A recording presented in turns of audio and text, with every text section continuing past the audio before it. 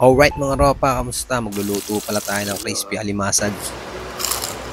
At sasamahan na rin natin ng spicy tahong para talagang solid ang ating food trip. Okay, let's go. No rinse pala tayo dito ang kalahating kilong alimasag mga tol. Hinugasan muna natin at tinanggal natin yung pinakaulo niya na matigas at pinalo pa ako ng suka at asin syempre para matanggal yung lansa. Magagayat na ako ng luya para sa aking gagamitin para sa ating panggisa at syempre gagamitan natin ng puting sibuyas yung ating spicy tahong kaya medyo marami-rami na yung ating ginaya. Siling berde para sa ating pampaanghang, talab na yan mga tol. Niready ko na rin yung ating sausawan, suka, sibuyas, sili, tapamin, follow up ng chili flakes at alright na yan. Kukuluan naman natin yung ating tahong. Naglagay na ako ng luya hanggang bumuka. Alright na yan mga ropa. Hinugasan ko muna syempre tapos tsaka natin pinagbabaklas. Alright. Hinanda ko na rin yung ating magiging flour mixture. Harina, tapamins, paprika, asin.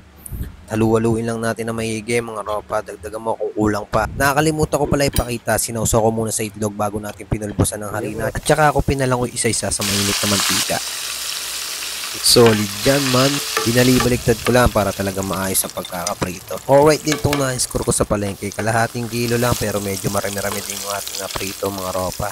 Alright, next ready to pair na tayo dito mga ropa. Naglagay tayo ng margarine at dito natin ginisa yung ating mga tahong. Follow up ng luya, gisa-gisay mo lang dyan at syempre nilagyan na natin ng white onion na marami. Follow up ng ceiling green at nilagyan natin ng banana ketchup para talab na talab ang lasab. At syempre, tapamins, chili flakes, all goods na yan, onting tubig lang. At ganun lang kabilis yung ating recipe. At syempre, meron na tayong napaka-solid na food trip. Matik, ulam na, yung tira pulutan na. Alright. O, tara, let's go, FT!